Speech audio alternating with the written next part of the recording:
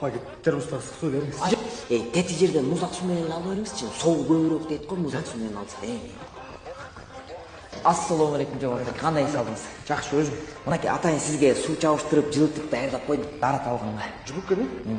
Баарын бердиң? Оода. Алдыңызга бериңизчи. Жок, эми таксыр. Дараптан кийин өзү кургаган соол көбүрөөк болот деп аткам мен. Мына могу салфеткадан алып аршын алыңыз. Сен жукмушка? Кайдан үйрөнгөнсүң? Мен жана кээде кафелерде куран калып го. Ошол кийип алышат. Ошол жерде официант болуп иштеп көптү үйрөнгөнбүз.